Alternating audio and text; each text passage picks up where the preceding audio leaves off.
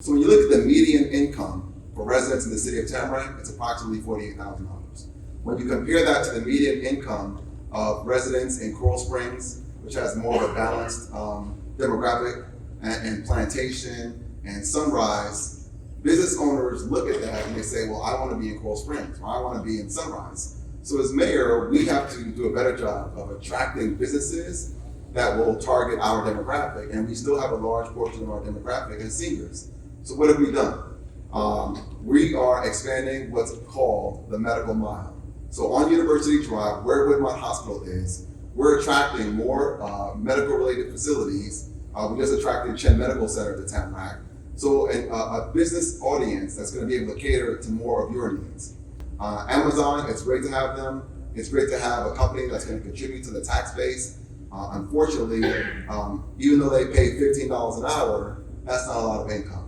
And so that's not going to generate people who can afford to live in Tamarac. So it is a great place for people to work in terms of starting a job or having a part-time job. But in terms of attracting companies, we have a difficult time, and we'll always have a difficult time because we're sandwiched between Coral Springs and Plantation. We have a full-time economic development manager who came from the city of Chicago. She did a great job of bringing companies to the city of Chicago, but is having a bit of a time because of the way our city is structured geographically and demographically. Until we change that shift, it's going to be difficult to attract businesses to Tamarac. Thank you. Thank you very much. So I disagree. I think our place is extraordinarily well placed. We have the Sawgrass, we have the Turnpike, we have 95. People are coming to us because of our geographic location. So I'm proud of where our city is. Our average age is 49. So I know some of you might be a little bit older than 49, but also as far as I also know, because I'm here with you dancing, you're all very active. So and we go up to 107 in our city. So it's not about your age, and actually you have more opportunity now to get out and about. And I happen to know you're out and about because I have the pleasure of being out and about with you all the time. I will say that sometimes investors right now are a little bit disenchanted with our current city because, respectfully, sometimes the way we behave does not make them want to come and invest their money into our city. So I do look forward to 10 weeks from now when we will behave where people will be able to come to our city. Increased property taxes, rising property values are adversely impacting seniors on fixed incomes. As mayor, what will you do to keep property taxes at affordable levels? Okay. So as most of you know, Tamarac started as a bedroom community, meaning the founder of Tamarac, he sold off pieces of land, and anything that had anything to do with commercial development, he wanted gone. So over the last few years, we've been trying to bring some of that back. The city of Tamarac has one of the highest tax rates in Broward County. And the reason why is because we don't have enough businesses. So the burden of the taxes falls on us as homeowners and people that pay rent. Because if you own a building, you get property taxes, you shift that burden to the people who are paying rent. And based on the studies by our staff, it shows if we keep the property tax rate the same, we will double the income we got last year. So we don't need to keep it the same. We need to lower it, and we'll still generate the same level of income that we got last year. But the only way we're going to be able to keep our tax rate the same or lower it is to continue to attract more businesses to the city of Tamarac. Thank you. So as a commission, we are working to keep property taxes affordable. And as a commission, we've already determined that we will not be having our ad valorem or non-ad valorem increase other than one that's by CPI due to our ordinance. If we keep the proposed millage rate, which we're trying to do, we did lower it last year and it saved the city, or it reduced the budget by $405,000. So if we keep it at 7.2, it will keep the millage rate at 7.2000 mils. It'll keep us at the current levels that we are. If we reduce it, every 0.10 mil that we do to the millage rate results in a loss of the budget to the city of Tamarac by approximately $506,500, while at the same time only saving everybody $1.17 a month on the median average income, median average of everybody's property. For a home that's $500,000 taxable, it would be $50 for the entire year. So the question is, do we reduce all these services and save the $1.14 a month or $17 a month, so it's $14 or $50? While I would like to say to you, I would love to say, yes, we should do that, but at the same time, you're gonna be upset when we don't have the ability to fix the potholes. You're gonna be upset when we don't have the same ability to keep our police force running, or our Tamarac Fire Rescue, or to be able to make sure that certain things in the city, we have employees in the city to serve you. Our biggest expense in our city are our employees. Our biggest asset in our city are our employees. They're there to help you. They're there to make sure that when you have a problem with your water bill, that they can take care of it. When you're having a problem with the permit applications because we tried going online and modernizing, but you need a person, they're there to help you.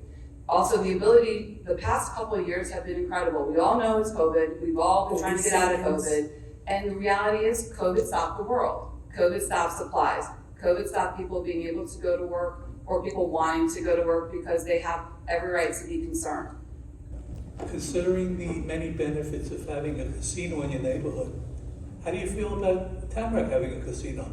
The idea of it, I don't support, only because, you got the Hard Rock down the street, so I don't think we would be able to compete with them. Also, to the east of us, you have Coconut Creek, they have a casino. The casino industry, at least in South Florida, is dominated by the Seminoles. And then you're gonna attract a certain crowd when you have that type of business. So I would not support that in the city of Tamarac.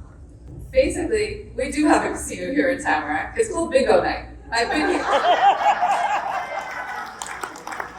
Have you ever been to a VA hospital? I've been to all of them all over the country. So basically, we don't have an actual VA hospital in our city. However, we do have one right across the street in Sunrise off Commercial. And yes, I've been in there. I've had the pleasure of being with some of our veterans. There's been some wonderful people who will come to entertain and support our veterans, and so I've been through there, and I try to go. I have not gone there as often as I wanted due to COVID over the past couple of years, but I do go there. As far as the homeless situation, we have, our VSO has been very active. We are trying very hard. We have 12 registered people who are registered homeless in our city. We have our VSO go out to them, try to offer them services. A lot of times they won't take it. I've worked hard with the city of Lauderhill's mayor to see what we could do because sometimes our BSO pushes them across the street and then they push them right back. It's a community issue. It's not just a city of Tamarac issue. I actually know of a person, I watched him be in Plantation, I watched him go to Coconut Creek and come back around. So it's traveling. So it's a county issue, it's a state issue. People come here and we do the best we can, and we try to also help our military as best as possible find services that they need so they're not on the street. But some people also have told me, because I have a very nice gentleman who shows me his home, he doesn't want to be in this facility. He's very happy where he is, he feels safe, and he's comfortable, and there's only so much we can do if they won't let us help them. Thank you, great question. So one of the most proud moments of my time as city commissioner is getting the commission to agree to introduce, or I introduced and they supported, a Veterans Business Preference Program.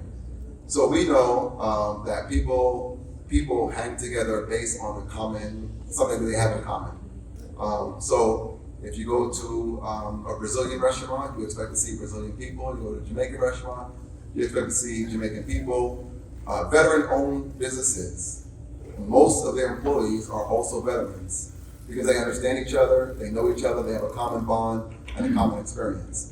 Prior to Tamarac, the city of Pembroke Pines was the only city that had a Veteran Business Preference Program. We now have one in the city of Tamarac, which I introduced. So we're helping veterans who have businesses get contracts with the city of Tamarac so they can grow and they can hire more veterans. I have been to the VA place, the hospital in Sunrise, and the homeless problem as it relates to veterans and just homeless in general is a problem that's bigger than the city of Tamarac. So we do need to resolve the homeless problem. It's a bigger issue, it's a county issue, and we did ask staff to put together a task force where we partner with government agencies, nonprofit organizations, to come up with a solution to the homeless problem because it's bigger than what we can handle at the city of Tamarac. Thank you. Thank you very much. So basically, I know that you have lunch and learns. I know that we have lunch and learns that are all over the city. I know that there are, ADRC is a great organization that helps our city. We pay our fair share to make sure that we give you the services you need. Our budget is online. We ask people to participate online, and we can come out to you all you want, but sometimes some of the services we have are at City Hall. Ban the Box was something that the city had already in place, started before certain people were on the commission. It was done by our human resources. So making a policy is just one thing, but it's still always been in service by our former resources director. There's a lot of good things that have buzzwords in them, and they sound really good. Just like when our state legislature puts certain things in place for insurance, but it's not doing us any good. It's time to not worry about the buzzwords and the things that sound good, but actually do the work that make the work and the process and the policies actually come to fruition and be good, so we can all help our residents and our business owners enjoy being in the city of Tamarac.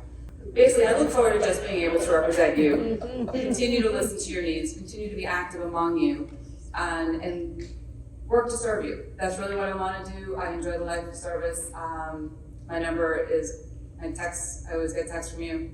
My door is always open, and really I don't have anything else to say other than thank you for the opportunity these past 4 years, and I hope I continue having that support. So thank you all for being here this afternoon.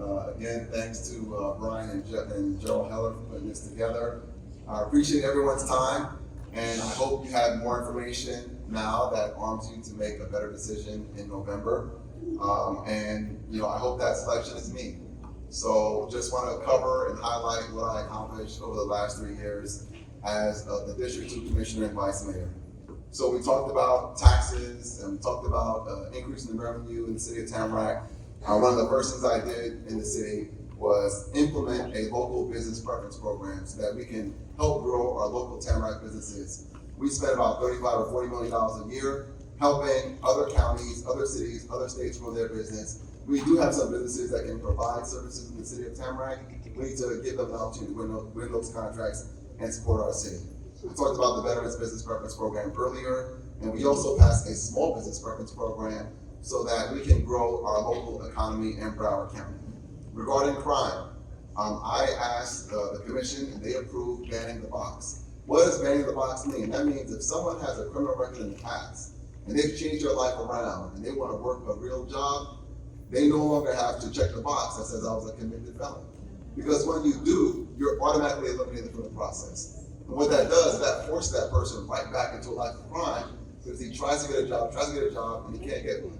So that background check will still happen, and the employer can still have an opportunity to evaluate that person, but they can at least go through the full process and allow the person doing the interview to really check out their character and their qualifications. Transparency and accountability. One thing I tried to get past but failed was the participatory budgeting process. You heard some people here in the audience mention a bunch of numbers, don't have the facts in front of them. A participatory budgeting process happens in New York, it happens in cities all across this country, where we bring the budget to you, and we say to you, this is how we're spending our money. The city of North Miami, for example, they do a tour, and they go to different communities and say, this is our budget, what do you think? Here's how we're spending the money. We do our budget meetings at the city commission meeting. Maybe 5 people are in the audience, maybe 10 or 15 people are watching online, but most people are not paying attention. Well, we know everyone has busy lives, you're doing what you want to do, you have people that have kids and families and whatever obligations. As a government, we need to come to you instead of asking you to come to us all the time. So I want to do that. One of the things I also did was I got past a popular financial report. Our budget is about 300 pages long. So in your Tamagram, once a year, we condense the budget into 4 pages in an easy to read format so you can understand where your money is going. And also, finally and in closing, one of the things I want to do, as I said earlier, was start the Office of Aging and Wellness. Again, I have an aging parent. I can empathize with the lady who spoke earlier. It sounds like that's a long-term care issue. The city of Miramar, they actually have a senior center where seniors can go in there and live. That's something that we can do in partnership with our developers, so we can provide some services to our seniors.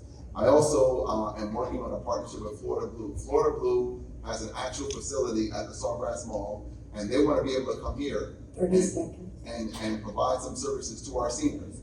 We also can partner with Cleveland Clinic Hospital, Woodmont Hospital, our local hospital, and have lunch and learn sessions here, yoga sessions here, yoga sessions here, not just here at Kings Point, but to other communities, senior communities that don't have the means that folks in this room has. So I appreciate your time today. Hopefully you learned a little bit more about me, and I'll have your vote on November 8th or by vote by mail. Thanks for your time.